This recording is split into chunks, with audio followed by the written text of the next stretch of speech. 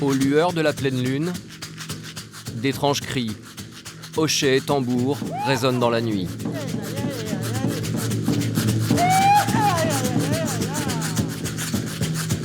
Voilà, laissez les corps se mouvoir.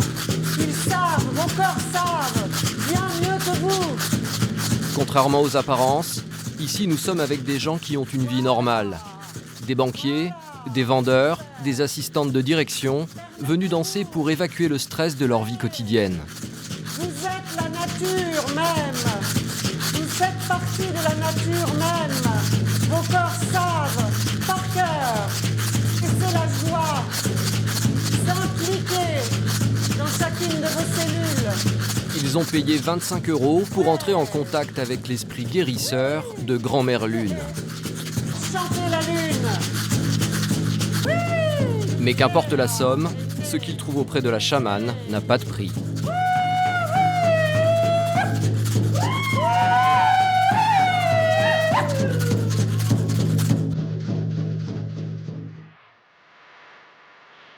Selon l'OMS, 80% de la population mondiale aurait recours à des thérapies traditionnelles telles que le chamanisme, la sorcellerie ou les guérisseurs traditionnels. C'est une tendance de fond. Aujourd'hui, 1 Français sur 2 a recours aux médecines douces ou parallèles. Au-delà de l'homéopathie ou de l'acupuncture, il y a tous ces guérisseurs, les chamans donc. Mais aussi les bons vieux magnétiseurs ou rebouteux qui ont toujours pratiqué dans nos campagnes et qui connaissent aujourd'hui un regain de succès. Là, oh, joli. Alors celle-là par contre elle est magique celle-là. Il serait entre 3000 et 5000 en France à travailler en parallèle de la médecine officielle. Voilà, c'est bien. La médecine moderne, l'hôpital, commence même à leur faire une place. Il y a beaucoup de choses qui nous dépassent. L'action des coupeurs de feu, maintenant on fait partie en ce qui me concerne. Quand je coupe le feu, c'est une prière. Après, je rajoute un petit truc à moi qui est fait pour enlever la douleur. Mais attention, dans ce maquis des guérisseurs, il y a aussi des escrocs qui n'en veulent qu'à votre porte-monnaie. Ça va coûter cher, c'est-à-dire parce que... Moi, je ne t'ai pas dit que ça va te coûter 4 000 € ou 3 000 € ou 2 000 €, non, c'est pas ça. Beaucoup plus grave, certains guérisseurs profitent du désarroi des malades pour recommander l'abandon des médicaments et même de la chimiothérapie en cas de cancer. Je ne sers strictement à rien. On recense environ 400 pratiques non conventionnelles et près de 4000 thérapeutes autoproclamés. Le cancer n'a aucune résistance devant la présence et la gloire de Dieu. La santé est même devenue la principale porte d'entrée vers les dérives sectaires. Des dérives sectaires très dangereuses et poursuivies par la justice pour certaines. On est mis à l'heure actuelle en examen avec contrôle judiciaire sur pratique ici de la médecine, sur manipulation psychologique. Dès les années 80, j'ai capté des énergies dans les tombeaux égyptiens. C'est les travaux que j'ai faits qui ont modifié mon corps. Mais lorsque l'on touche à l'inexplicable, comment se prévenir face aux dérives ? Enquête sur ce monde des guérisseurs où le meilleur peut côtoyer le pire.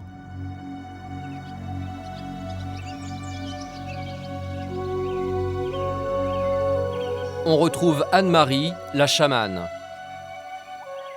Nous sommes dans l'Yonne, en Bourgogne. Nous arrivons donc sur cette terre de Puisaye. Elle nous guide à un endroit important pour elle, l'arbre où elle se ressource. Avec le gardien des lieux. Il y a des drapeaux de prière, des vœux. Car son rôle de chamane, c'est de soigner les âmes. Si tu viens sous sa protection, si tu as des prières, des souhaits, des vœux, des demandes particulières, tu fais ton offrande, une chose à laquelle tu tiens, une chose qui pour toi est significative, et l'arbre et le vent se chargent d'accompagner les prières au plus haut. Anne-Marie se dit capable de se connecter aux esprits. Ce sont eux qui l'aideraient lors de ses soins. Quand on est chaman, on sait qu'il n'y a pas de séparation.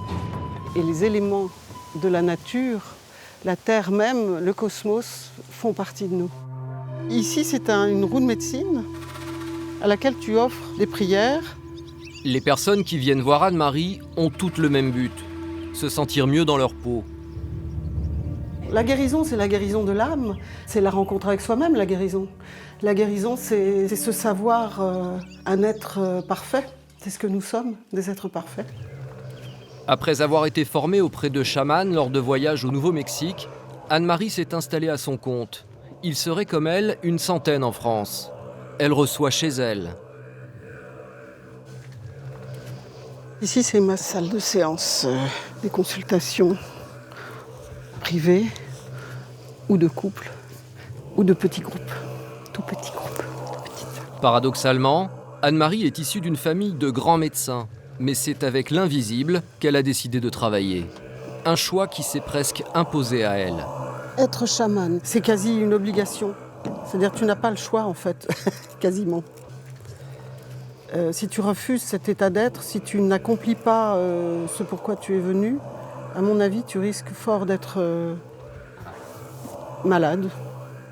La révélation de son don, elle l'aurait eue à l'âge de 3 ans.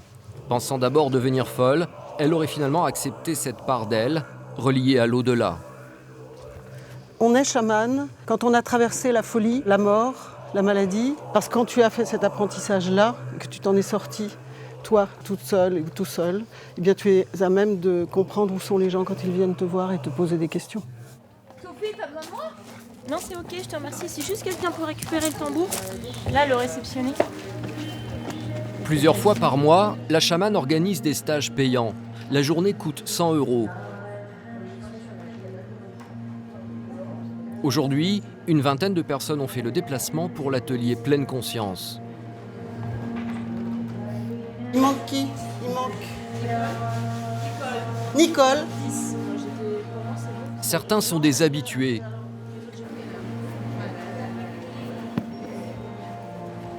D'autres sont venus par curiosité assister à cette grande cérémonie.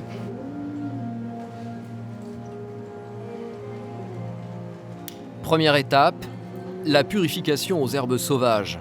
Tout le monde doit y passer. Parmi les participants du jour, Olivier. J'ai géré des équipes depuis des années, directeur commercial, la course aux résultats, au stress, dans des entreprises qui mettent le côté humain un peu à côté. Et aujourd'hui, après 2 ans de travail et puis d'aide aussi de la part d'Anne-Marie, je sens que je me libère et je suis en train de trouver ma voie pour continuer ma vie professionnelle. Pour tous ces élèves, Anne-Marie est un véritable guide qui les aide à soigner leur corps et leur cœur. Mon cœur pétille. J'aime ce mot que tu m'avais dit un jour et c'est ça. Mon cœur pétille. D'être là, d'être en vie, d'aimer la vie, d'aimer être là, pour honorer qui tu es, tout ce que tu nous offres. Des journées qui sont devenues vitales pour tous ces nouveaux adeptes du chamanisme. Je suis heureuse, je suis en vie et je te remercie. Et je suis là parce que pour moi c'était une évidence d'être ici. Julie est venue ici il y a 2 ans alors qu'elle souffrait d'allergies. Depuis, elle affirme aller beaucoup mieux. Et mon intention c'est de garder ce sourire que j'ai depuis hier et qui est bon et libérateur. C'est parti pour 3 heures. Un voyage intérieur au son des tambours.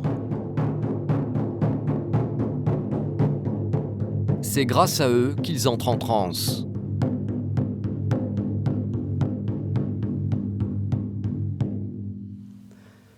Demandez à regarder avec les yeux de la vie. Et leurs visions ont de quoi surprendre. Rien à dire de cette rencontre absolument magnifique avec vous-même. Je suis descendue, j'étais vraiment dans le cœur et je suis descendue et puis ce que je ressentais c'est que je devais aller plus profond, que les couches supérieures avaient été libérées. Et alors je voyais vraiment les voiles comme ça s'en aller. Et bon après c'était extraordinaire, j'ai reçu la lumière, c'est-à-dire le canal était pur, vierge et c'était... Un canal de lumière dans lequel elle replonge en une fraction de seconde.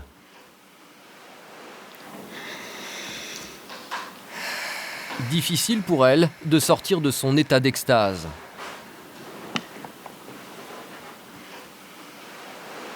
Excusez-moi. Les yeux fermés, la jeune femme semble littéralement planer. Nous sommes tellement tout. Mais oui. Je pourrais rester comme ça, c'est ça. Merci. Ah oh, merci. C'est l'heure de la pause. Dans le jardin, tout le monde profite du soleil. Et Sophie va se confier à nous sur ses motivations. Ça a tout changé. C'est-à-dire que pendant 42 ans, j'étais heureuse. Hein. J'avais un mari extraordinaire, une famille magnifique. Ce qui s'est passé quand même dans ma vie, c'est qu'en une semaine, j'ai perdu mon mari. Enfin, il m'a quittée et mon patron m'a virée. En une semaine, improbable. On était une famille comme ça, improbable. Et pour moi, aujourd'hui, je sais que c'est vraiment l'univers ou le divin qui a dit « Bon, allez, elle, c'est bon. Elle est comme ça. On va la réveiller. On va lui mettre un gros coup de pied aux fesses. » Pour se remettre de cette épreuve, cette ancienne assistante de direction a voulu rencontrer un chaman. Elle en avait croisé un au cours d'un voyage au Pérou. En France, il suffit de chercher sur Internet. J'ai regardé chamanisme en France. Je suis tombée sur un site d'un événement qui avait eu lieu récemment. Et je me dis, oh là là, mais c'est quoi ce truc-là? C'est qui? Je trouvais que c'était une mascarade. Je me suis dit, il y en a peut-être un dedans qui va faire écho, je sais pas. Alors je lisais, j'étais en open space. Et je lisais les noms. Et quand j'ai lu Anne-Marie Kouchner, mon cœur a fait comme ça. Et mon collègue m'a regardé, m'a dit ça va? Je fais oui, oui, ça va. Et je ne comprenais pas ce qui m'arrivait. Ça a été fulgurant. Et je me suis dit bon, je crois qu'il faut que je l'appelle. Assister à ces séances de chamanisme les aide dans leur vie. Et auprès de la chamane, les participants font des demandes très précises. J'ai une intention. Ce serait un chant pour ma relation avec mon mari. Comment il s'appelle? Thomas.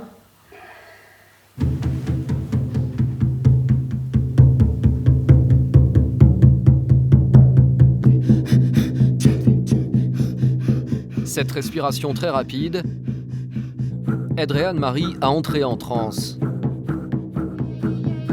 Au fur et à mesure des chants de tambour, le temps passant, les émotions se libèrent.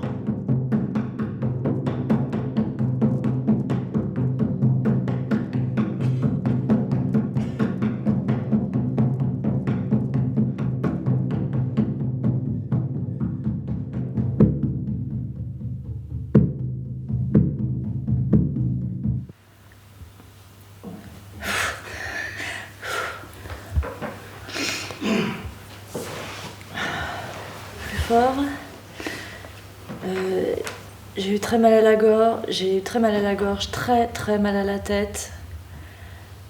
J'ai respiré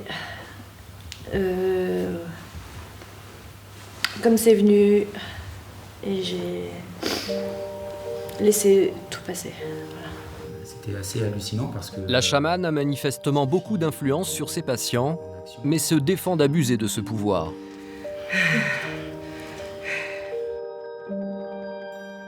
On ne doit en aucun cas manipuler. On n'a pas le droit de manipuler qui que ce soit et quoi que ce soit. Voilà pourquoi c'est dangereux de laisser dans les mains de n'importe qui, n'importe quoi. Par ailleurs, les gens qui manipulent, à un moment donné, vont se retrouver probablement manipulés eux-mêmes. Je dis ça, je dis rien. Merci Ralouka. Mais ce qui est étonnant, c'est que les chamans ne sont pas les seuls guérisseurs aux méthodes surnaturelles.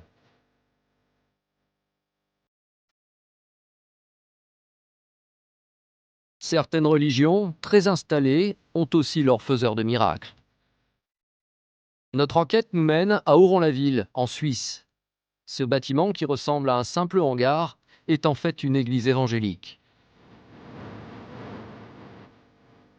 J'étais une pécheresse pour mes grandes grâces.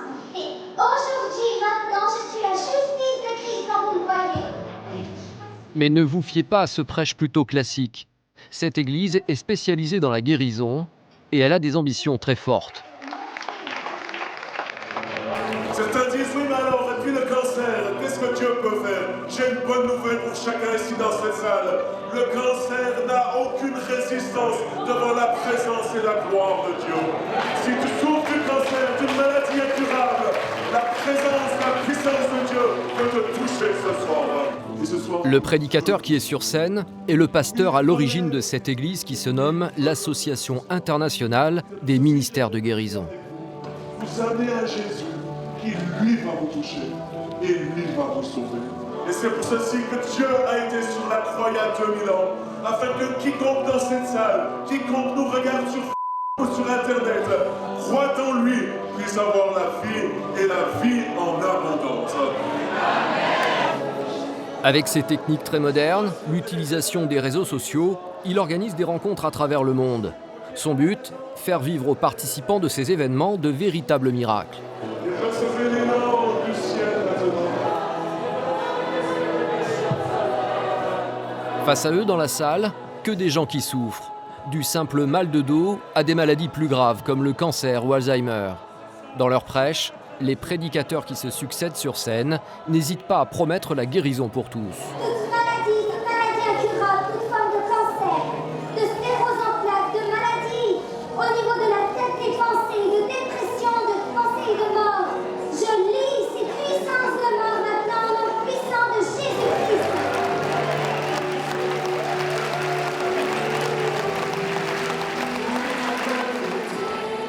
Si les gens viennent ici gratuitement, ils sont invités à faire des dons et à acheter des produits dérivés pour financer la soirée. Merci beaucoup pour votre générosité. Et l'appel est relayé jusque sur les réseaux sociaux. Un véritable business à peine dissimulé. Nous avons une librairie à l'arrière. Vous pouvez trouver différents livres, CD, cassettes, de choses qui parlent de Dieu, qui parlent de miracles, de guérison. On a mis ce livre aussi qui est, à mon avis, un des meilleurs livres puisqu'il a été écrit par moi-même.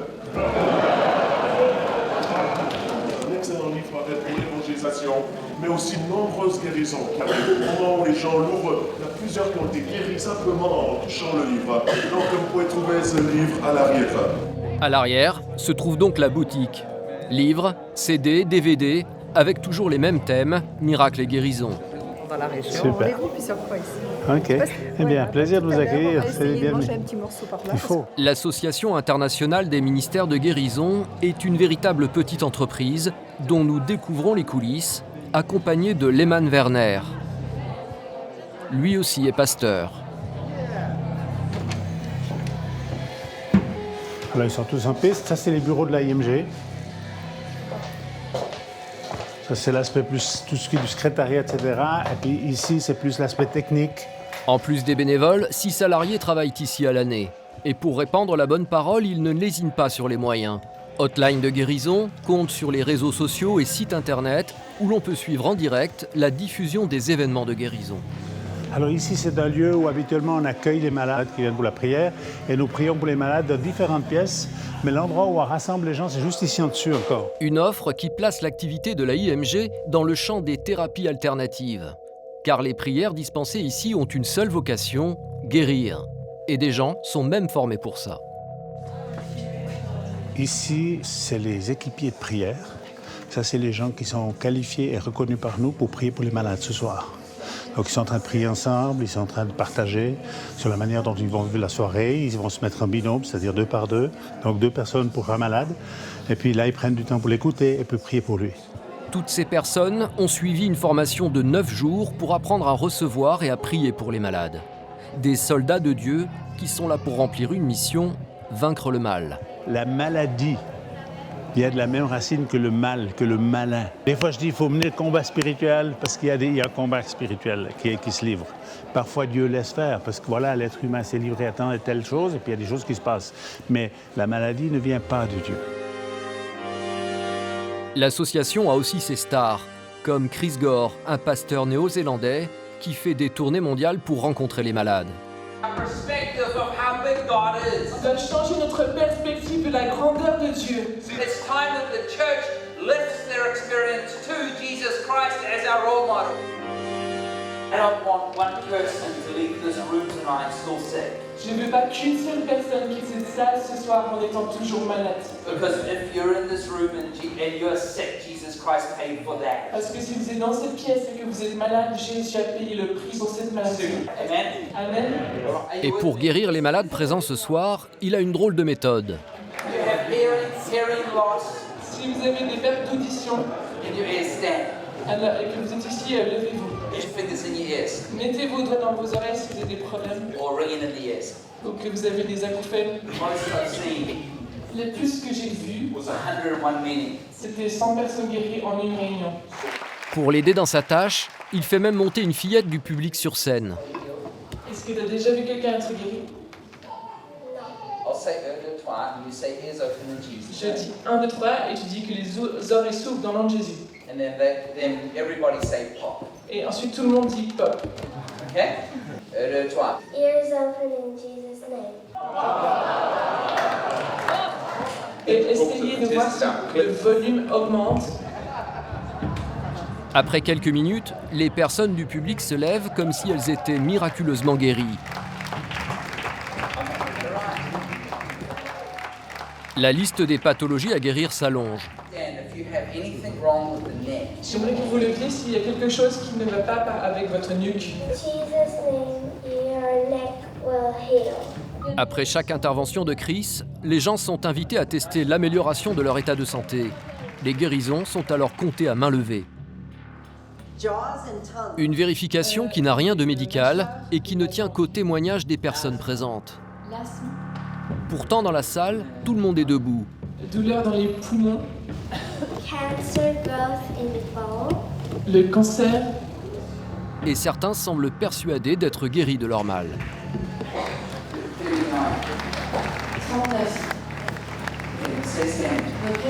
Moi j'ai des sinusites chroniques mais depuis longtemps déjà et j'ai vraiment senti comme ça s'est libéré. Maintenant c'est vraiment libre et tout. Je sentais quoi. C'est vraiment senti que ça s'ouvrait quoi. C'est trop génial. C'est trop génial, vraiment. Si pour les pathologies légères comme la sinusite, certains semblent soulagés, pour d'autres malades, la tâche est bien plus difficile. Le prédicateur est le dernier espoir de guérison de beaucoup de gens présents dans cette salle. C'est le cas de cette dame atteinte d'une sclérose en plaques. Après la bénédiction donnée par l'équipier de prière, elle tente de se lever, en vain.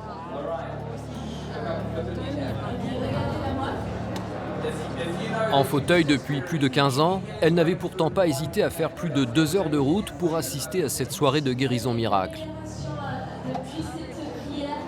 Le grand prêcheur descend dans la foule.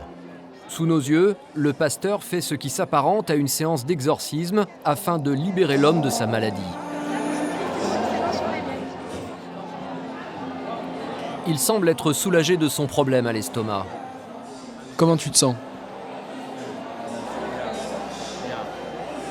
Beaucoup de choses sont parties ce soir. Comment tu te sens? Tu sens quelque chose de différent?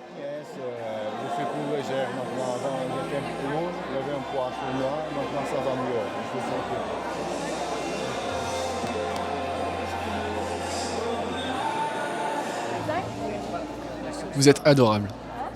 Vous êtes si douce.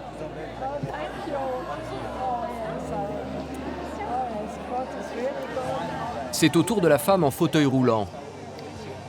Pourtant, malgré le temps passé auprès d'elle, Chris ne réussira pas à accomplir le miracle promis.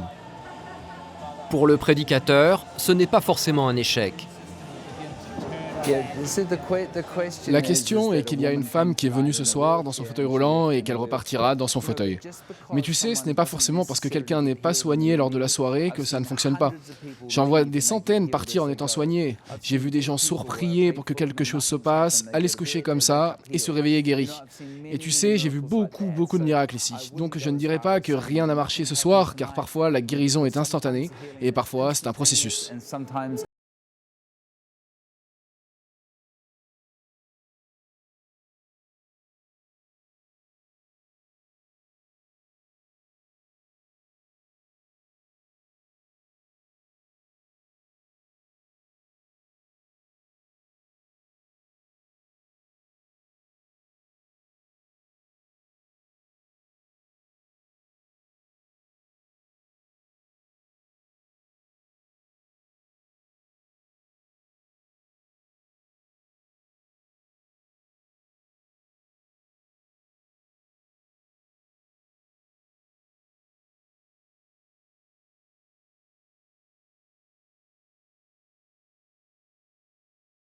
professionnels. On est infirmière en santé mentale et donc on est venu faire découvrir les nouvelles techniques et les outils qui peuvent servir à se relaxer, à se détendre, au bien-être. Leur but, trouver d'autres manières de soigner. Les gens cherchent des solutions autres que l'allopathie et sont très friands de découvrir des techniques plus naturelles. Dans les allées de ce salon ouvert au grand public, on trouve de tout. Des pierres, des plantes ou encore des élixirs censés chasser les mauvaises énergies. Jusque-là, rien de bien dangereux. Mais nous avons trouvé des choses plus inquiétantes. Munis d'une caméra discrète, nous continuons notre visite. Un premier stand retient notre attention. Cet exposant est venu faire la promotion de prétendues gélules miracles. Et il a mis 4 produits naturels efficaces contre cancer, sida, maladies graves. C'est ces produits-là. Mais c'est révolutionnaire parce qu'on n'a pas de produits. Ça fait 30 ans qu'on se connaît. Mon mari a eu le sida. Ouais. Mon mari n'a pris que les produits. Il a eu 22 ans d'une survie exceptionnelle. Oui, vous dites curative au niveau des cancers du sida, c'est quand même... Oui, c'est pas rien. Bah non, c'est pour ça que c'est... Il n'y a pourtant aucune étude sur le sujet, aucune preuve de l'efficacité de ce traitement. Ma fille a eu un cancer du sein il y a 9 ans. Ouais. Il y a 9 ans. Et à 45 ans, maintenant, elle reprend ses études. Des produits soi-disant miraculeux et qui ne sont pas donnés. Prix minimum d'une boîte de 100 gélules, 62 €. Encore mieux, vous allez voir qu'ici, certains prétendent même pouvoir soigner sans aucun traitement médical. C'est le cas de cet homme, thérapeute, en région parisienne. Sa technique à lui, ce serait le travail des énergies. C'est une mémoire cellulaire du corps qui vient d'un trauma, donc ça vient aussi de l'esprit. Les gens font la séparation des deux, alors qu'ils sont les deux en même temps. Mais après quelques minutes, la discussion dérive. Quand tu vas voir un médecin, oui, j'ai un problème d'estomac. Pas de problème, j'ai un médicament pour soigner l'estomac. Sauf que le médicament, il va t'amener à un cancer du sein. Et puis super, le médecin il est content parce qu'il va te revoir. C'est pas un miracle. Moi, en fait, je ne fais rien. Je mets la personne en conscience de ce qu'elle peut faire. Plus loin, un autre stand nous intrigue également. C'est celui d'un Canadien, lui aussi thérapeute. Son terme de recherche, l'origine psychosomatique des maladies et leur guérison. La description du cancer de la prostate, tu l'as dans le grand dictionnaire des malaises de maladie.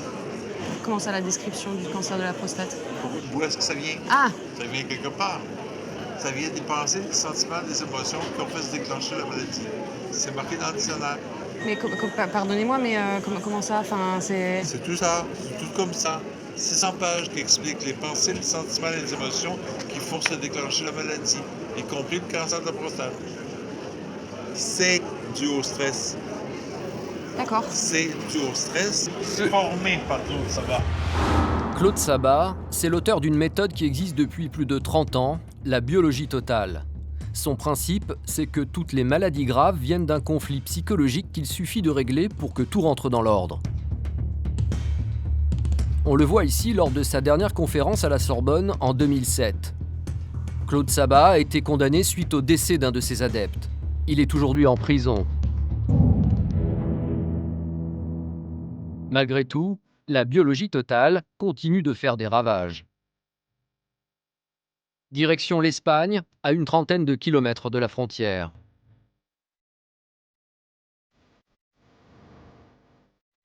C'est là que se trouve l'Institut Paracels, un lieu où un certain docteur Scoy reçoit les malades et forme des thérapeutes. C'est l'homme en t-shirt bleu. Équipé d'une caméra cachée, nous allons à sa rencontre lors d'une journée porte ouverte. Au total, une quinzaine de personnes ont fait le déplacement depuis la France. Michel, atteinte de la maladie de Parkinson. C'est que difficile, c'est que comme je ne veux pas le dire à ma famille, du coup ils ne comprennent pas bien ma fatigue parce que je ne peux pas marcher normalement, parce que c'est handicapant dans ce sens. Je boite parce que c'est cette maladie qui c'est dégénératif, donc voilà quoi. Après, je préfère pas calculer, mais j'ai déjà calculé tout ce que ça peut entraîner, donc je me dis c'est maintenant ou jamais qu'il faut faire quelque chose.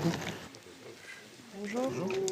Déçu par la médecine officielle, Michel espère trouver ici la solution à sa pathologie. Et elle n'est pas la seule. La femme qui a le bras en attelle s'appelle Farah. Elle est atteinte d'un cancer du sein. C'est sur le conseil d'Annie, son accompagnatrice, qu'elle a accepté de venir aujourd'hui malgré la fatigue due à son traitement de chimiothérapie. Tu veux pas être cool? Nous sommes invités à entrer. La journée commence par la projection d'un film dans lequel le docteur expose son travail. Un discours bien rodé qui se moque de la médecine moderne. Oh, vous avez une tumeur qui mesure 10 cm sur le côlon, il vous enlève un demi-côlon. C'est débile. Parce qu'ils ont peur des métastases. Le mythe des métastases, vous imaginez, hein, une cellule cancéreuse, c'est une cellule qui aime le tourisme. Donc régulièrement, elle part en voyage. Elle va se balader. Si on vous enlève le cancer du sein, tu enlèves cette tumeur, il va repousser. Si tu enlèves le sein, il poussera au sein de l'autre côté. Par contre, quand tu as compris, quand tu as le travail psychologique et spirituel de guérison, quand tu as lâché prise, ça ne repousse jamais. Et il n'y a jamais de récidive, et il n'y a jamais de complications. 45 minutes d'un discours accusateur. Son but, entraîner le rejet total de la médecine classique au profit de ces méthodes décrites comme miraculeuses. Ou bien vous suivez le traitement de la médecine officielle, c'est-à-dire une chimiothérapie qui vous tue à petit feu, que la chimio ne sert strictement à rien pour guérir les malades. Et non seulement elle ne sert à rien, mais en plus, elle déclenche des catastrophes.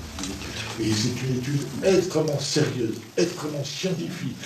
Le docteur Scoï est un adepte de la biologie totale.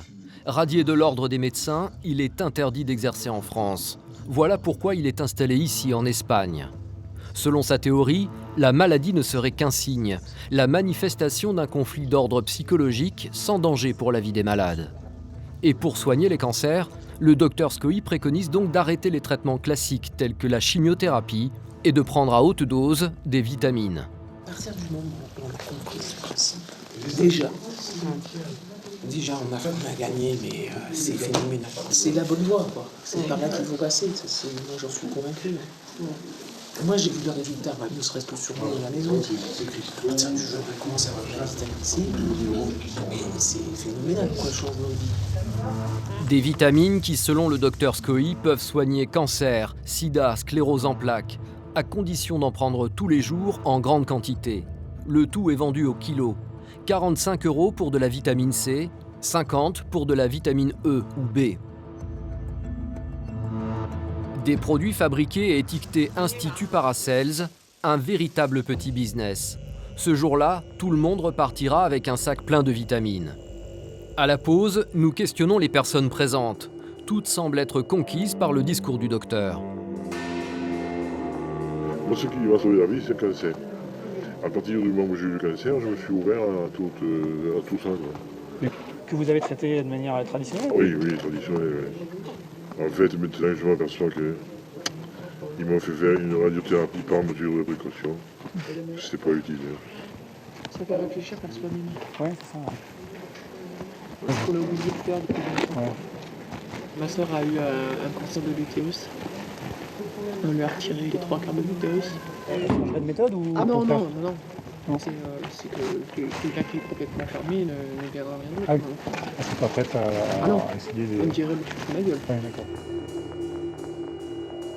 Mais la journée ne s'arrête pas là. Quand vous voulez, les uns après les autres, ensemble, je prends le sang. Comme si sa thérapie était vraiment scientifique, le docteur propose à ses patients du jour de regarder au microscope leur propre sang. Dans le groupe, il y a cette femme qui accompagne donc son amie cancéreuse. Pour l'instant, elle suit encore sa chimiothérapie. Je me bats pour elle, c'est pas pourquoi, moi je suis là aujourd'hui. Mais est-ce qu'elle a un vie? Je suis pas sûr. Elle est repartie en chimio. Elle sait qu'elle est ici, elle sait qu'il ne faut pas le faire. On prend la vitamine C, encore la vitamine B. Elle a peur. Elle a peur, elle croit ce que je lui raconte, et elle est dans le dramatisme. Je vous voyais vous retourner pour lui parler. Oui, j'ai senti la même chose. Ouais, pour qu'elle se réveille, pour qu'elle écoute. Persuadée des bienfaits de la technique du docteur Scoï, elle en fait l'apologie. Mais elle a la chance de ne pas être malade. C'est au tour de Farah, atteinte d'un cancer du sein, de passer à l'examen. Oui. Il y a encore de la vie, c'est bon. Tu es encore vivante. Et son cas soulève de grandes discussions au sein du groupe. Mais moi j'ai eu la chimio hier. Eh oui.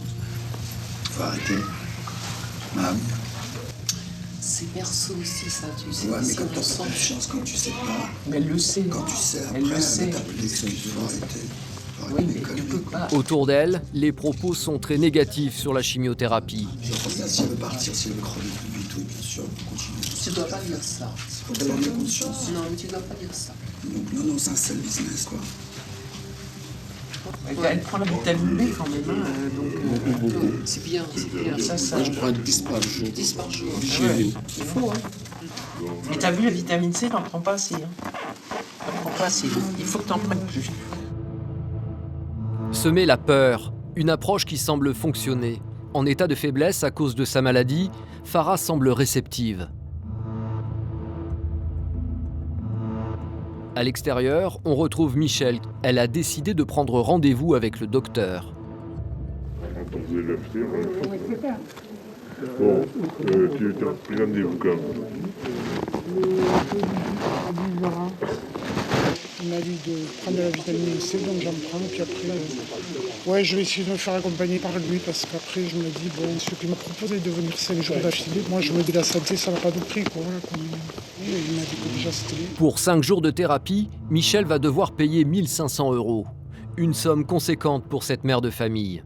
En soignant sa maladie de Parkinson de cette manière, elle prend le risque d'être handicapée lourdement. Face aux propos inquiétants tenus par ce thérapeute, nous avons décidé de faire réagir un cancérologue, le docteur Olivier Baudusseau. La chimio ne sert strictement à rien pour guérir les malades. Si on vous enlève le cancer du sein, tu enlèves cette tumeur, il va repousser. Si tu enlèves le sein, il poussera au sein de l'autre côté. C'est très attristant d'entendre des propos pareils, notamment dans le cancer du sein, qui est quand même le premier cancer actuellement chez la femme. On ne peut absolument pas laisser ce monsieur dire que si on enlève le sein, le cancer va forcément repousser de l'autre côté, c'est complètement aberrant. Il est particulièrement révolté par l'un des conseils du thérapeute, la prise à haute dose de vitamines. Elle prend la vitamine B quand même, donc c'est bien, ça. Moi, je prends 10 par jour. 10 par jour. Vigile. Il faut, hein. Le traitement par vitamine n'a strictement aucun effet sur les cellules cancéreuses, ça c'est clair. On peut tout à fait, quand on a un cancer et qu'on est traité, on peut tout à fait prendre des vitamines. C'est absolument pas quelque chose qui est rédhibitoire, loin de là. Mais de là à remplacer les traitements traditionnels, c'est tout simplement pas possible, c'est, je dirais même, criminel. Pour le cancérologue, ce traitement relève du charlatanisme. Ce qui est dangereux, c'est que c'est un monsieur qui va utiliser la souffrance et la détresse psychologique importante des patients et qui va leur inculquer de faux messages. Ce qui est vraiment dangereux dans le discours du thérapeute, c'est l'incitation au rejet de la médecine moderne qui reste, à l'heure actuelle, la meilleure chance de guérison des cancers. On ne peut pas jeter un voile sur la médecine traditionnelle comme ça et c'est strictement impossible, c'est dangereux, c'est criminel. Car suivre la théorie de la biologie totale peut être fatal. C'est ce qui est arrivé à Jacqueline Stark, la mère de Nathalie. Nous sommes en Belgique, près de Bruxelles.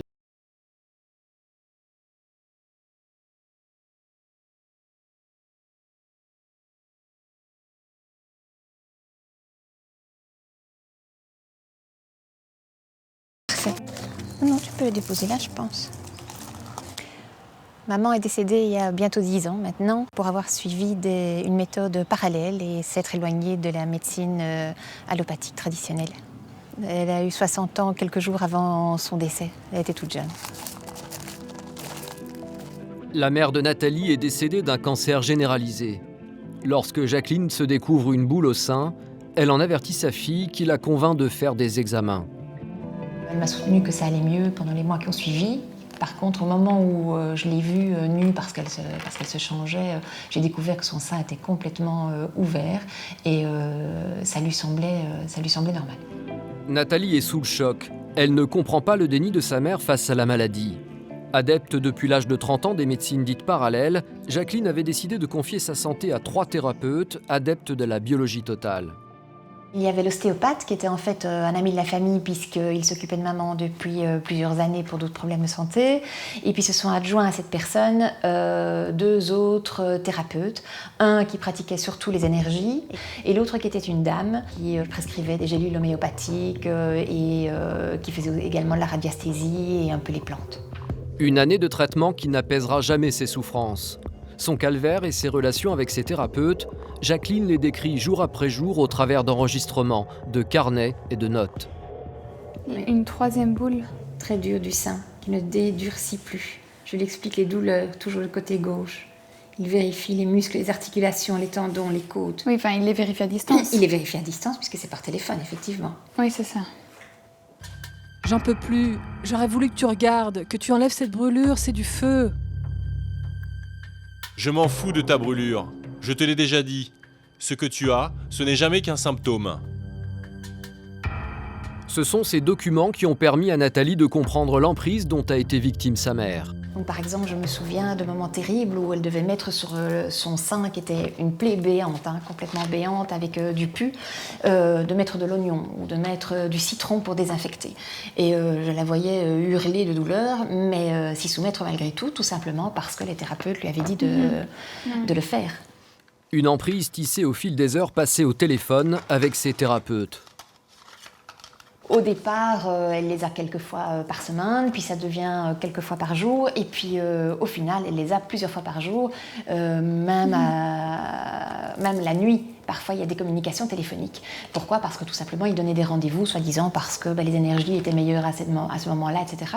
Et donc, elle finit à ne plus faire aucun acte sans avoir leur approbation ou leur poser la question avant. Totalement endoctrinée, persuadée qu'ils sont sa meilleure chance de guérir, Jacqueline s'abandonne aux mains de ses thérapeutes. Des heures de pseudo-soins par communication téléphonique facturées au prix fort. Et ils vont même réussir le tour de force de la détourner de sa propre famille. Ça y est, je me sens heureuse, on a enfin trouvé, c'est un conflit. Ce qu'il m'explique, c'est que ce sont mes parents et mon mari. Mais sur mon sein, le problème est plus profond. C'est la séparation de ma fille. Ma non-acceptation profonde d'être séparée d'elle, car toujours avec elle et mon mari. Problème moral. Ils font tout pour l'isoler de sa famille, en tout cas pour l'isoler de son mari, de mon papa, et de moi. Et de ses amis, donc elle ne voit plus personne. Donc mon papa forcément est encore à l'appartement et lui refuse de partir, même si à un moment il lui suggère de quitter la maison.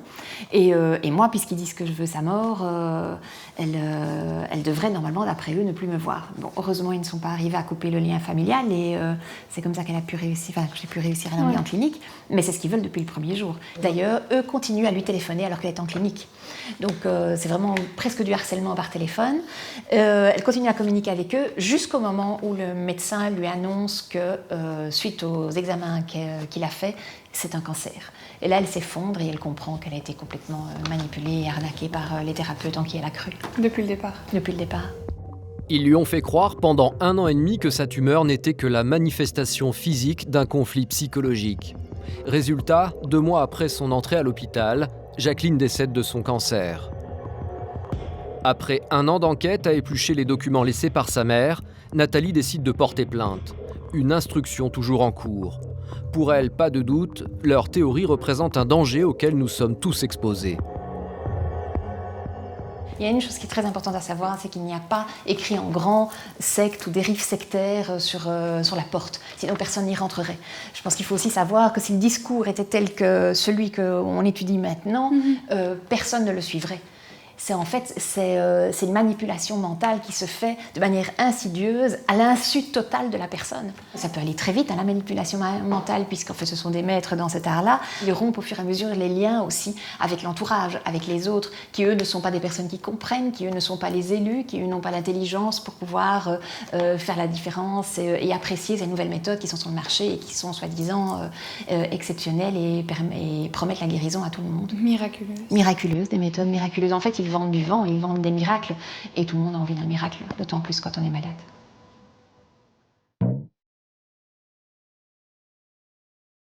Mais chez les guérisseurs, il n'y a pas que des gens aussi dangereux que les adeptes de la biologie totale. Certains sont les héritiers d'un art de soigner vieux de plusieurs milliers d'années. Un art qu'ils mettent au service de la bonne cause, aider les malades dans leur quête de guérison.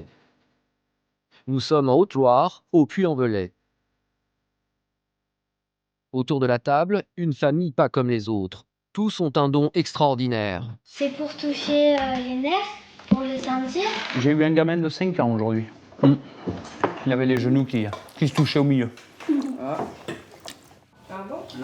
Geoffroy a 37 ans. Depuis 17 ans, il a décidé de faire de son don un métier. Il reçoit ses patients en centre-ville, dans un cabinet de guérisseurs. Je t'apprendrai, toi, quand tu auras 17 ans, comme moi j'ai appris avec mon père quand j'avais 17 ans. Voilà. Il m'a pris pendant 1 an. Et pendant 1 an, j'ai essayé avec ses patients à lui, en même temps que lui. Il m'a posé la main, comme toi je te pose la main dessus, et puis je te fais ressentir le réseau nerveux, etc. Donc je t'apprendrai exactement pareil à l'âge de 17 ans. En France, les rebouteux et les magnétiseurs n'ont pas de statut officiel. Il n'existe ni diplôme, ni formation reconnue. Impossible donc d'estimer leur nombre exact. Il y en aurait entre 3 et 5 000. On y va ? Allez, jeune fille, c'est parti. Il exerce dans cette boutique qui ressemble à une pharmacie. Ça te démange ? Pas quelques-uns. Quelques-uns. Ça dépend. D'accord. Il est bien celui-là, hein ? Il est joli celui-là, hein ? C'est lui qui commande tout là. Pour soigner, Geoffroy ne compte que sur son instinct. Il sait où apposer ses mains pour magnétiser la zone. T'inquiète pas, ça brûle pas, hein ? Non, ça chauffe, c'est tout. Chaque jour, Geoffroy reçoit en moyenne 20 clients. En fait, je joue avec tes aimants à toi. Colline et sa mère ont fait plus de 700 km depuis la Normandie, dans l'espoir de faire disparaître un psoriasis virulent.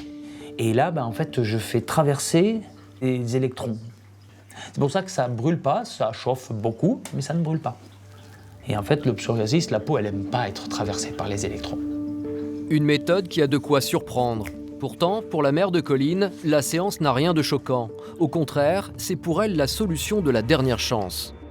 En fait, on a essayé des traitements médicaux traditionnels qui sont à base de produits, moi, dont je ne suis pas totalement pour, dont les corticoïdes par exemple.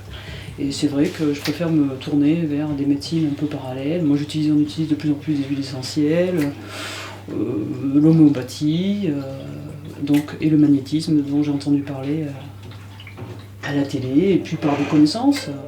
Après 10 minutes de magnétisme, Geoffroy a terminé. Selon lui, le psoriasis devrait disparaître dans quelques jours. Comment tu te sens ? Mieux. 3 mois plus tard, la jeune fille que nous avons contactée n'était pas guérie. Bon, je vais te donner juste un petit peu de savon de soufre. Mais souffrait moins de ses démangeaisons. Et on se revoit à Noël ? Oui. Et voilà, hop, voilà, le 35. Je vais vous donner le savon. Dans son cabinet, il y a une petite boutique, histoire que les patients ne repartent pas les mains vides. Au moins, il y en aura jusqu'à décembre, là. Parce que pour tuer un savon, à moins de le croquer, tu peux y aller. Hein. Donc tu vois, c'est un savon, tout est marqué derrière. Et donc 12. 6 et 6. Ah oui, parce que ça coûte très cher, oui, je suis désolé, la mauvaise nouvelle, elle est là. Et ça change des traitements, hein, à 40 et quelques euros. Hein. Oui, tout à fait. Merci beaucoup. Et voilà, vous avez tout. Bon, moi je veux un bisou. Mademoiselle. Merci. Ciao, ciao. Dans la salle d'attente de Geoffroy, c'est toujours la queue.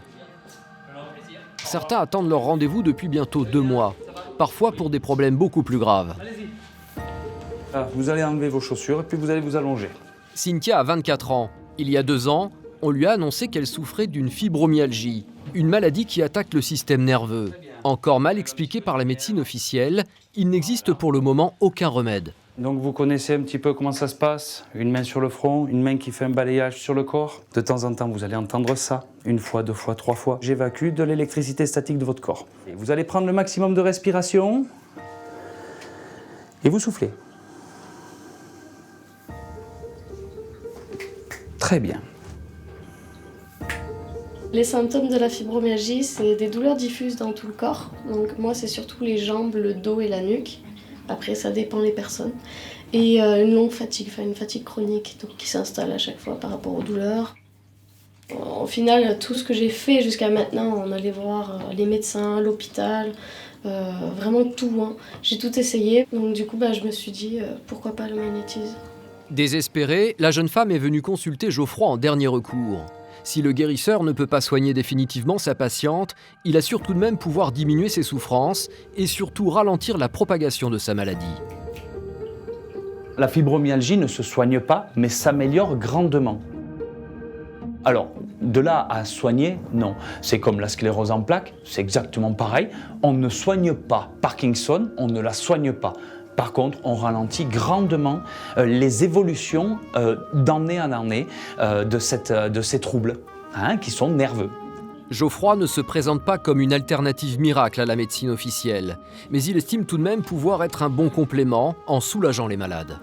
Surtout pas arrêter les traitements de médecine allopathique, de néomédecine.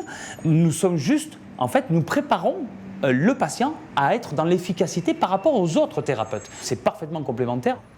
Soigné par le magnétisme, en apposant ses mains sur les malades, cela peut paraître surprenant. Certains pourraient même y voir du charlatanisme ou une réaction placebo, les patients se convainquant de leur guérison rien qu'en venant voir Geoffroy. Pourtant, vous allez voir que Geoffroy est capable de petits miracles, avec des patients qui ne peuvent en aucune manière se persuader d'être guéris. Cet après-midi, Geoffroy a rendez-vous chez Christelle. La jeune femme travaille dans un élevage de chevaux, des animaux qui participent à de nombreuses courses et qui valent plusieurs milliers d'euros. Chez eux, la moindre blessure est dramatique. Donc lui, c'est plutôt au niveau des deux postérieurs, à l'arrière-main. D'accord. Il y a des petits soucis. Depuis 2 ans, Christelle fait appel à Geoffroy. Ses mains magiques, elle ne peut plus s'en passer. Très souvent, c'est lui qui remplace le vétérinaire. Il ne parle pas, donc c'est pas forcément évident de savoir s'il y a un souci. Nous, on arrive à voir s'il y a des raideurs ou s'il y a quelque chose qui ne va pas, parce qu'on connaît nos chevaux par cœur, on les a depuis des années. Donc du coup, c'est vrai que quand on a un souci, c'est bien pratique d'avoir un monsieur Geoffroy qui vient nous voir. Pour soigner, le guérisseur n'a pas besoin de parler. Là encore, ce sont ses mains qui vont le guider pour trouver l'origine du problème. Ah oui, effectivement. C'est la cheville qui est pas belle. Encore un peu. Là, c'est bien. C'est très bien. Ah, voilà, c'est bien. Good boy, oui. Je veux juste vérifier ce genou. Allez. Voilà, c'est bien.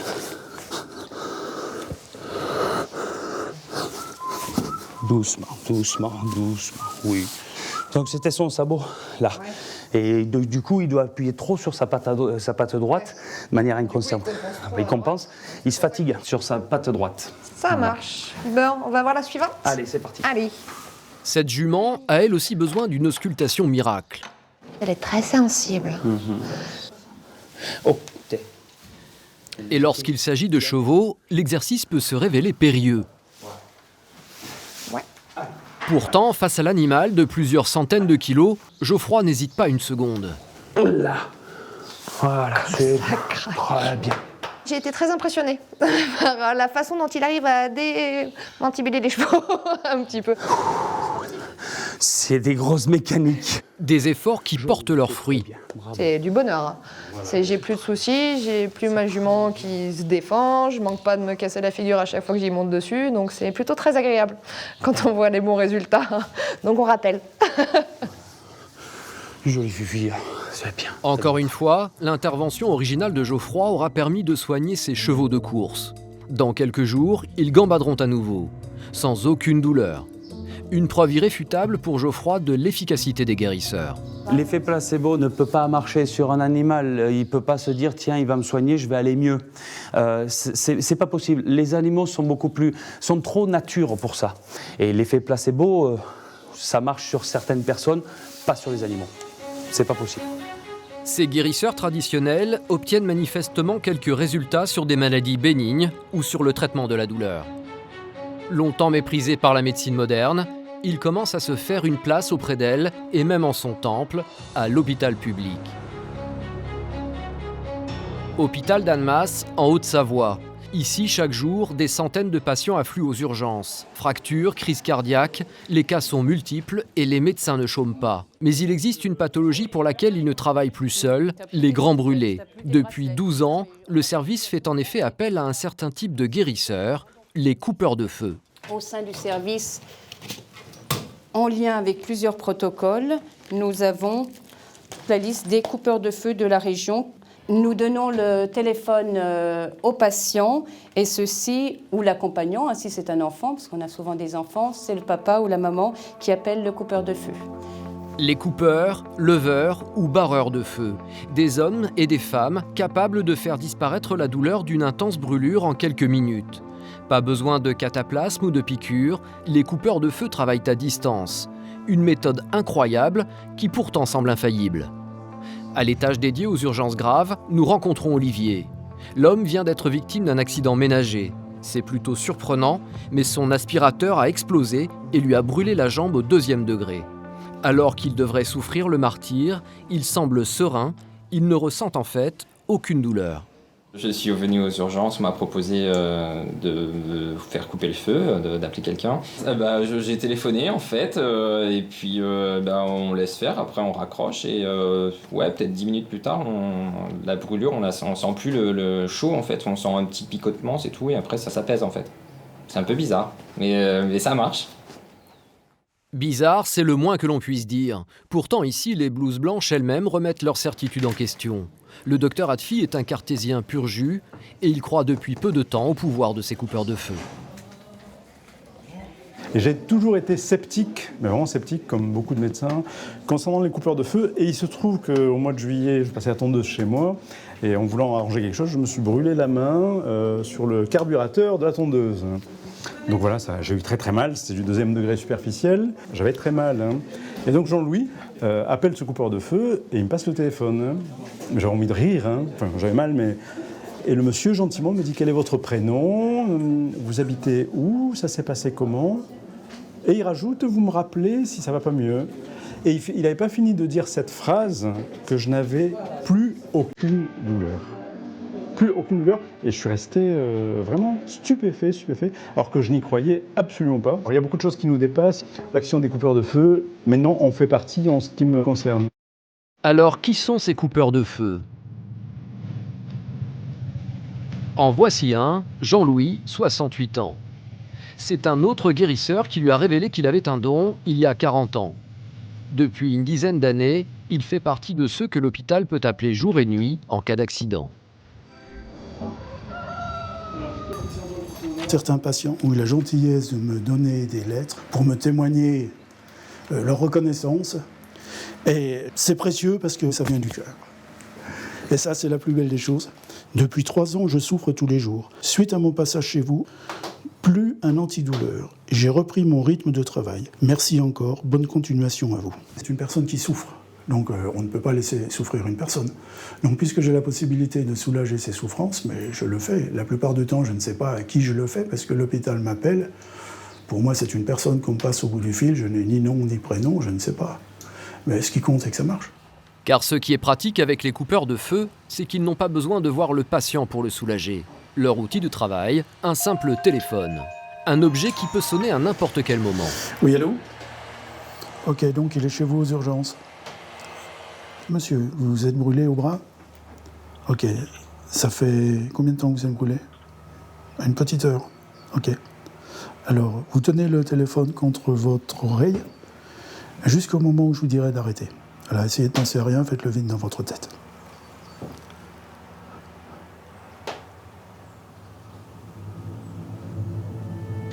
Je pense que ça vient du divin.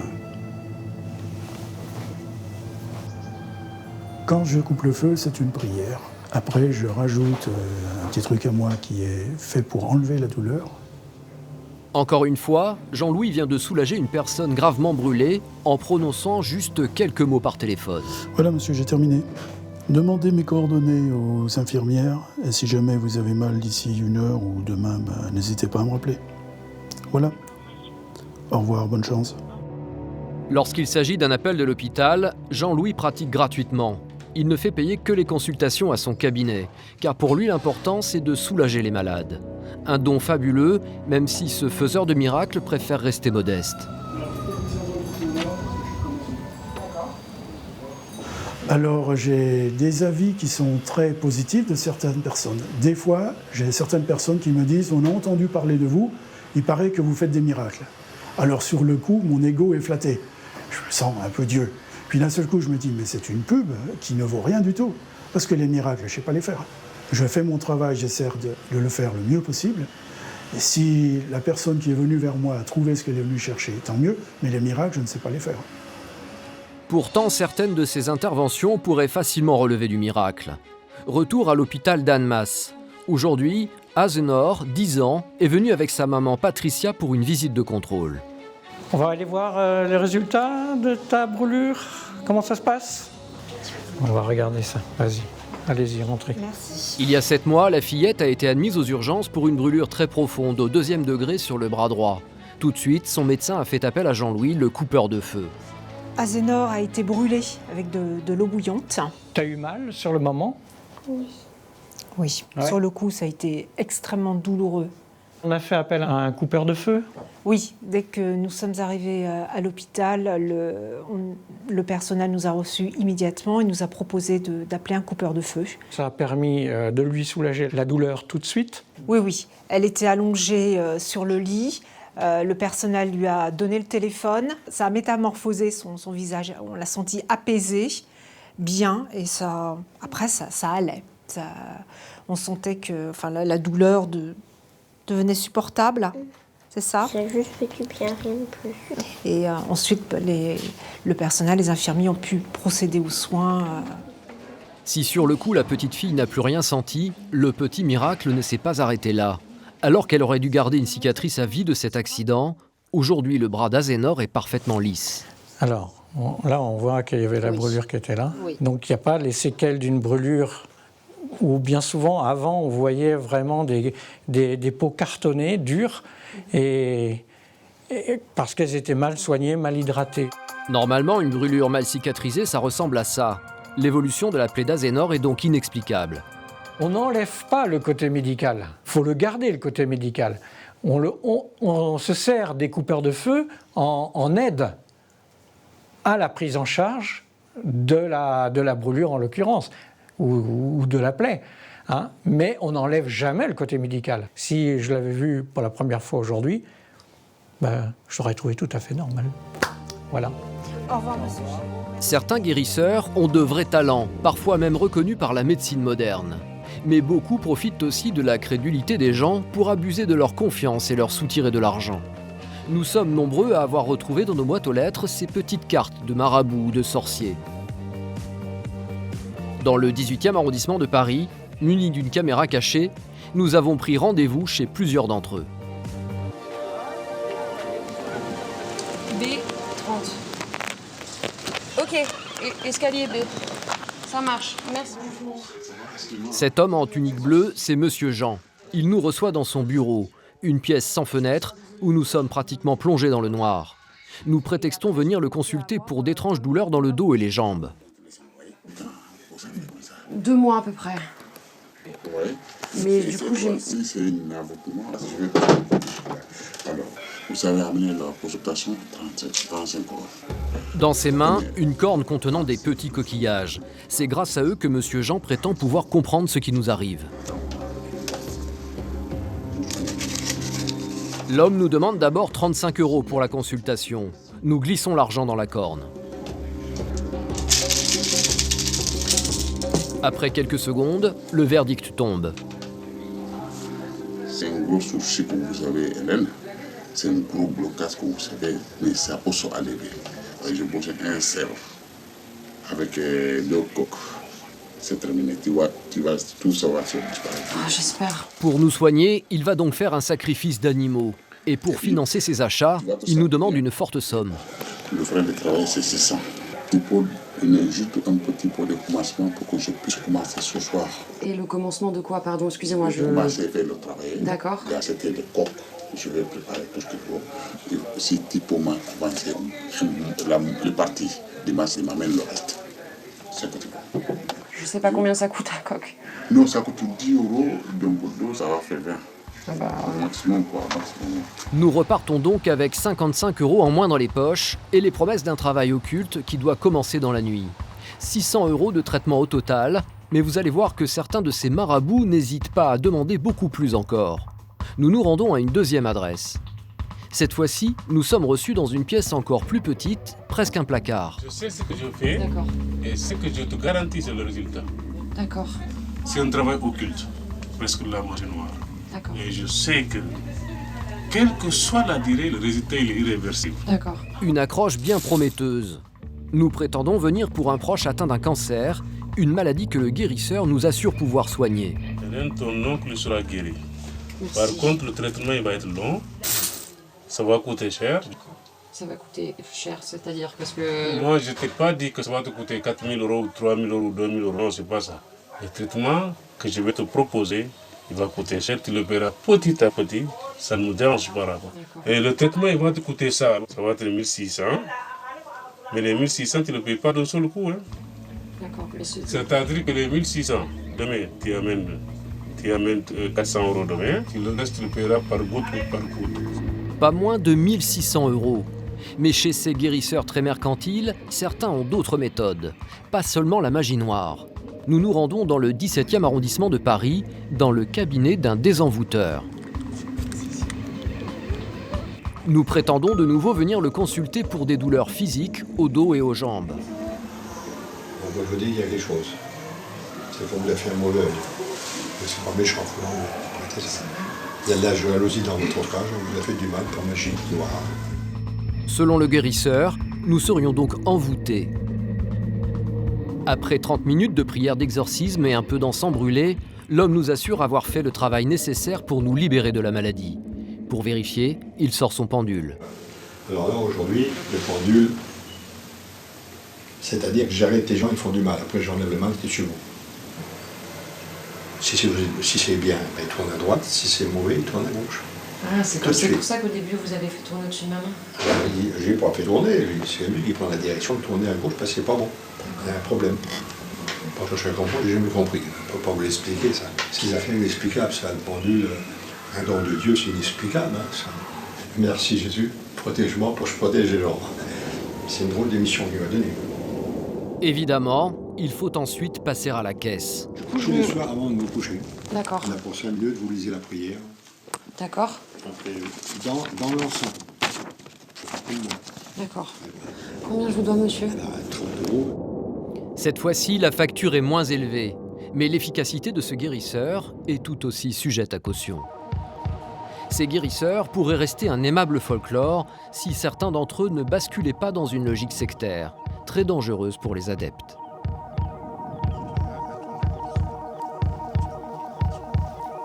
C'est ce qui est arrivé à la femme de Gérard. Avec sa fille Emmanuelle, ils ont accepté de témoigner. Nous sommes beaucoup venus à deux.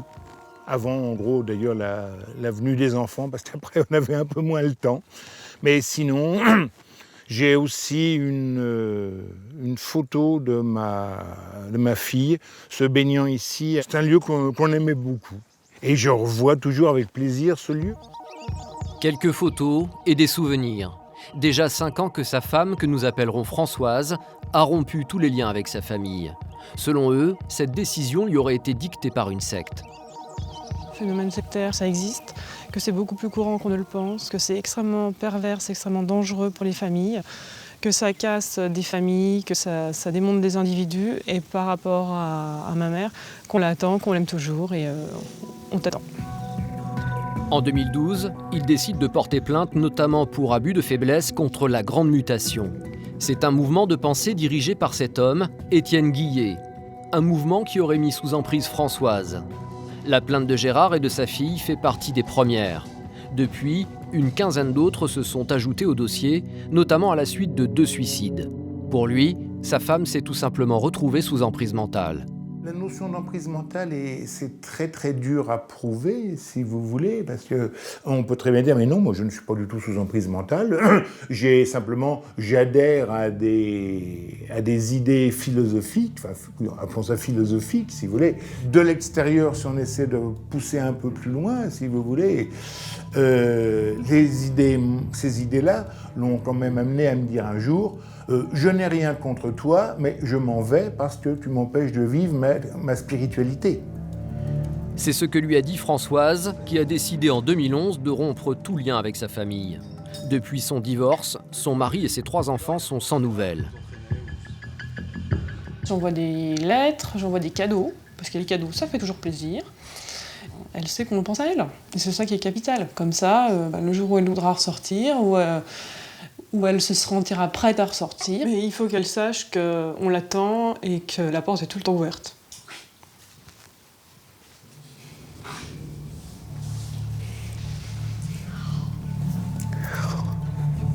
Voilà, c'est un peu dur.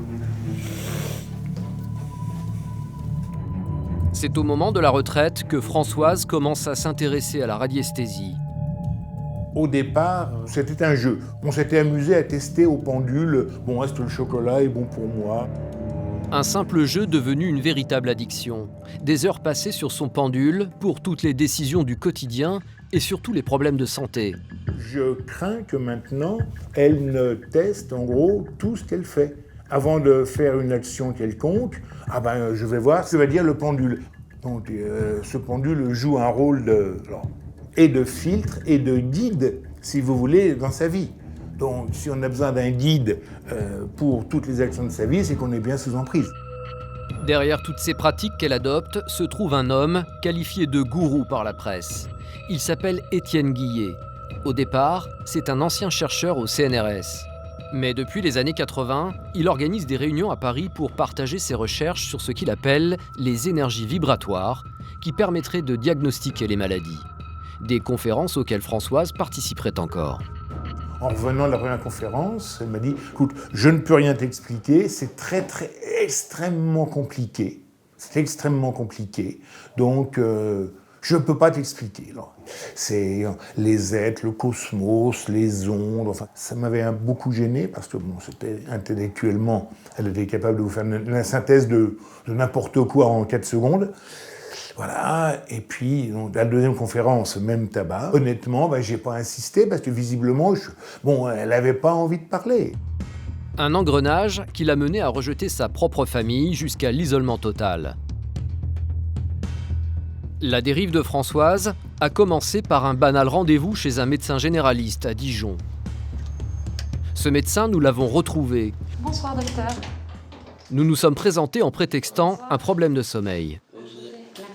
Très vite, ce qui devait être un simple rendez-vous médical tourne à l'interrogatoire. Des questions plus qu'atypiques pour un médecin généraliste. Vous êtes né quand? Le 22 janvier 89. Vous êtes né où ça? Dans l'heure. Et quel code postal ça? 27 400. 24 000. Et à quelle heure? 13h15. Du coup, oui, en fait, je viens vous voir parce que j'ai des troubles du sommeil. Enfin, je n'arrive pas à dormir. Ça va bien, ça? Ouais. Quelle chance. En fait, ça commence à m'angoisser parce que... Quand on dort pas, c'est qu'on a autre chose à faire. Ah bon? Oui. Vous voulez dire que quelque chose me préoccupe? Qu'est-ce que vous avez autre chose à faire que de dormir? Face aux symptômes et à nos inquiétudes, pas de prise de tension ou d'auscultation. Ce qui devait être un rendez-vous médical tourne à l'entretien psychologique. Quand soudain, le médecin commence à avoir un étrange comportement. Qu'est-ce que vous faites? Je vois votre main qui bouge. C'est un réflexe? Voilà, c'est des livres, des réflexions que j'ai en moi. Je suis un peu bizarre, vous inquiétez pas. Si vous voulez, je fais de la radiesthésie depuis 25 ans et donc mon stylo, c'est un pendule. Un pendule, c'est simplement un amplificateur de ce qui se passe à l'intérieur de soi. Donc en fonction des questions qu'on se pose, on peut avoir des réponses. Diagnostiquer ses patients au pendule, une drôle de pratique pour un médecin. Coût de la séance, 35 €. Nous repartons avec une feuille de soins et une ordonnance de médicaments homéopathiques en bonne et due forme. Comme nous avons fait semblant d'être intéressés par ces étranges méthodes, il nous recommande le livre de Jean-Noël Kerviel, le gendre d'Étienne Guillet. Alors, qui est vraiment Étienne Guillet? Que répond-il à ces accusations de manipulation mentale et de pratiques illégales de la médecine? Nous avons retrouvé son adresse, il habite en région parisienne. Aujourd'hui, le fondateur de la Grande Mutation a presque 80 ans. Il vit reclus chez son gendre, qui est également mis en examen. Depuis le début des poursuites, c'est la première fois qu'ils acceptent de recevoir une équipe de télévision. Alité, Étienne Guillet, entouré par son gendre et son petit-fils, a l'air très affaibli.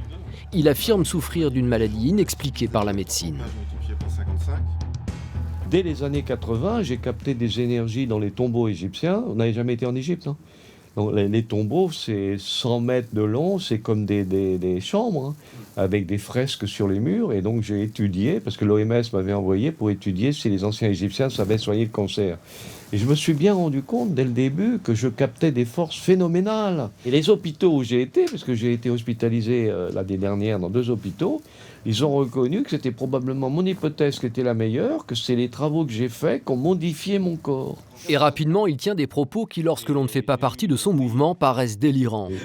Mais par contre, le 26 août 83, j'ai participé avec des collègues C'est ça, il a dit. à un retournement de canal cosmique, je peux même vous dire le nom du canal, IUUI, qui est devenu UIUI. C'est raconté dans les livres. Grâce à leur pendule, ils affirment pouvoir mesurer les énergies vibratoires et diagnostiquer la cause des maladies, ce qui leur permettrait à terme de s'auto-guérir. Un enseignement qui exigerait un investissement total et qui relèverait de l'emprise mentale. On est mis à l'heure actuelle en examen, ça fait maintenant 17 mois, avec contrôle judiciaire. J'ai été particulièrement attaqué, ainsi que Étienne Guillet, mon fils, etc., dans une affaire sur pratiquer ici de la médecine, sur manipulation psychologique, etc., etc. Des accusations qu'ils réfutent en bloc. Leur mouvement n'aurait selon eux rien d'une secte, et les 300 personnes qui y participent encore seraient totalement libres de leur choix. Les personnes qui viennent en séminaire sont des personnes qui viennent de leur propre gré. Qui vient ? Des gens qui ne sont pas contents du système dans lequel ils sont, des gens qui sont malheureux parce qu'ils voudraient trouver autre chose, et des gens tout simplement qui cherchent. On fait découvrir chez les êtres qu'ils ont 17 sens et non pas les 5 sens classiques. C'est un grand bouleversement chez la personne. Pourtant, selon eux, leur enseignement n'est pas responsable des cas de suicide et de rupture familiale. Les personnes l'ont appliqué directement dans leur vie quotidienne. Donc elle va peut-être prendre une décision parce que son pendule, entre guillemets, lui aura donné une information. Et qu'au bout des mois et au bout des années, ça ait chez ces êtres fait prendre conscience de quelque chose d'autre, qui ait modifié les rapports dans une même famille, peut-être. Mais alors c'est pas nous qu'il faut accuser. Un apprentissage qui s'avère donc dangereux. Pourtant, depuis la mise en examen de leur leader, l'enseignement de la grande mutation persiste. Des réunions ont même encore lieu à Paris. Vous êtes toujours actuellement en contact avec Ces personnes-là, non ? Non, plus maintenant parce qu'on est mis en examen, mais moi, avant d'être mis en examen, je rencontrais ces personnes et il y en a qui sont mes amis. Ils demeurent mes amis. Je pense qu'ils sont dans le noir actuellement, mais la lumière reviendra. Étienne Guillet, son gendre et les 5 autres personnes mises en examen dans cette affaire devraient être jugées courant 2017. Invoquer des pouvoirs de guérison extraordinaires pour assujettir des adeptes, les cas se multiplient en France. Et une affaire a alimenté récemment la chronique judiciaire. Tribunal de grande instance de Libourne, près de Bordeaux. Aujourd'hui est un grand jour pour cette petite ville du Médoc. Un procès retentissant va s'ouvrir. Il s'agit de celui d'un magnétiseur que ses adeptes surnommaient Maître Hilario. Il est accusé d'avoir utilisé ses prétendus pouvoirs pour mettre sous son emprise plusieurs victimes. Enfin, les 8 victimes directes partie civile de Philippe Lamy vont pouvoir être entendues. La dernière fois, ça m'a impressionné parce que quand il est sorti au niveau du service d'accueil du tribunal, si il était tombé, si quelqu'un lui avait fait un cloche-pied, tout le monde... tout le monde il est quand même sorti, sur lui. il est sorti en faisant des doigts d'honneur à tout le monde. Ah ouais, il a promis... Donc ça veut dire qu'il était content que ce soit renvoyé pour lui. Je te rappelle quand on était tous les deux qu'il est sorti en disant « Faites attention, je vous aurai tous, L'homme en veste noire, c'est lui, Maître Hilario. Un quadragénaire qui aujourd'hui pourrait passer presque inaperçu. À quelques heures de son jugement, il semble plutôt serein. Pourtant, il comparaît aujourd'hui pour abus de faiblesse, agression sexuelle et exercice illégal de la médecine.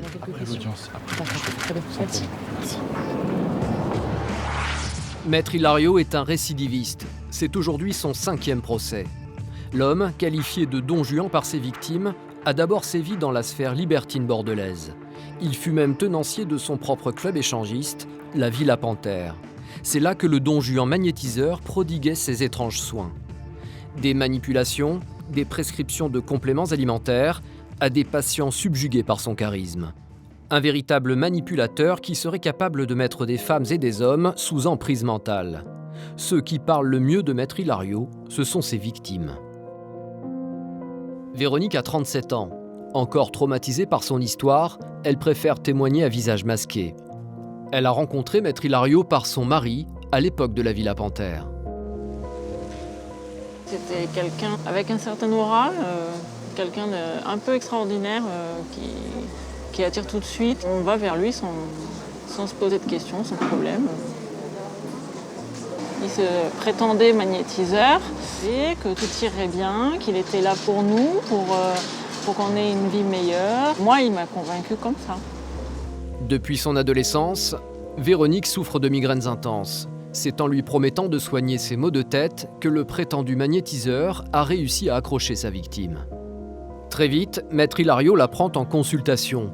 Une séance de magnétisme impressionnante où il réussit par un tour de passe-passe à la convaincre de ses dons.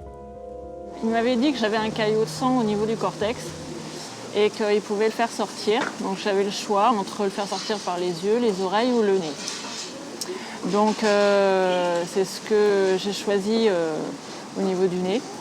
Et donc il a imposé sa main au niveau du nez. Après ces prières incompréhensibles, il a sorti sa main qui était au niveau de mon nez et il y avait du sang dans sa main. Donc moi j'ai été stupéfaite et je me suis sentie très bien tout de suite en me levant. Donc pour moi, il m'avait sauvée, j'aurais plus de migraine, j'en étais certaine, j'en étais sûre. Ce tour, Maître Hilario l'a fait à plusieurs de ses patients. Selon les témoignages, l'homme se servait en fait d'une de ses bagues pour cacher du sang de poulet. Ses victimes impressionnées étaient alors conquises par leur sauveur et redevables pour sa soi-disant action bienfaitrice. On a dû s'investir physiquement, moralement. J'ai été contrainte,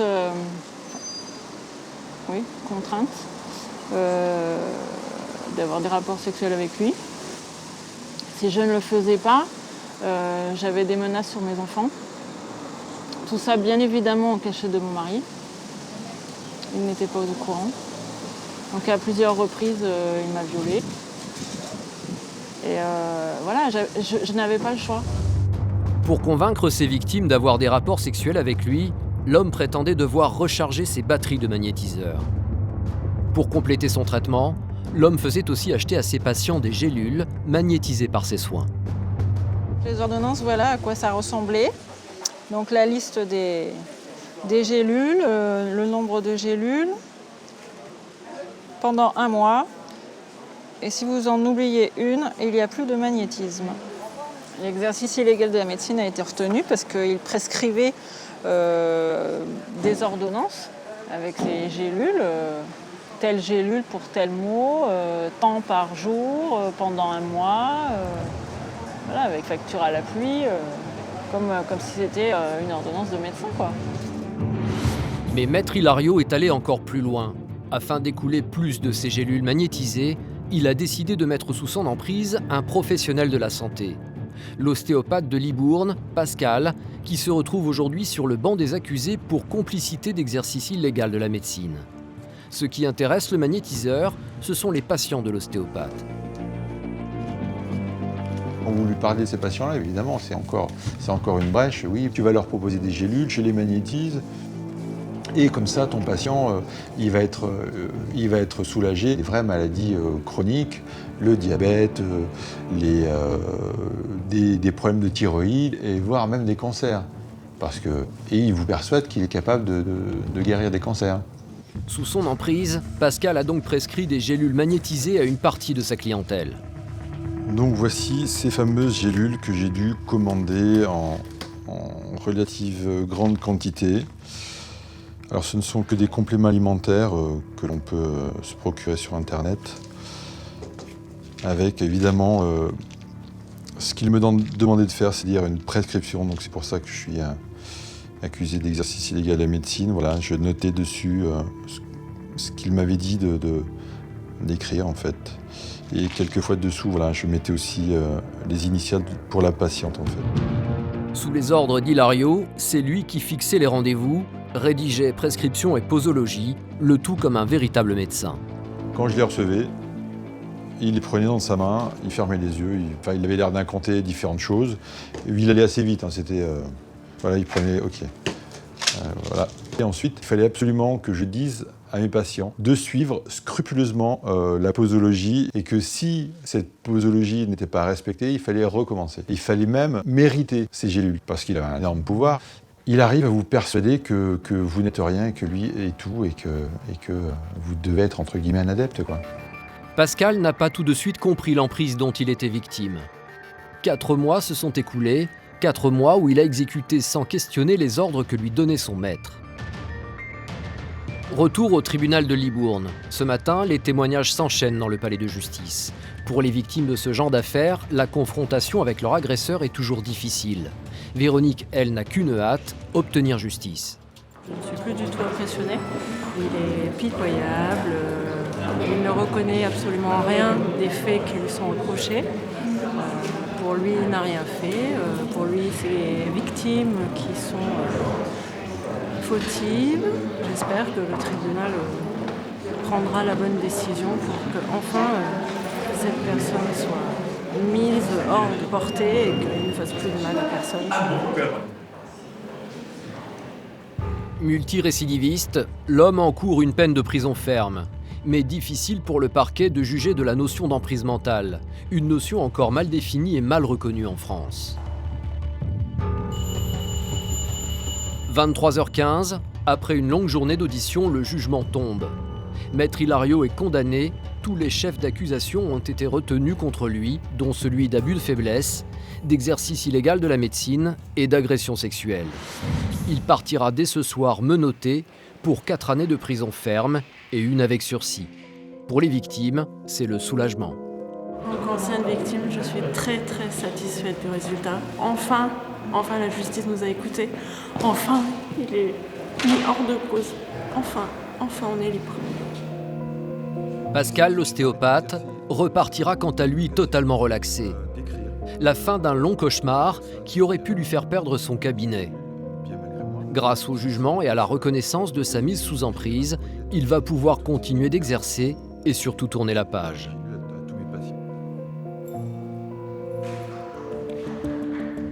En profitant des millions de Français qui ont recours aux médecines parallèles, les charlatans et les guérisseurs mal intentionnés ont encore de beaux jours devant eux.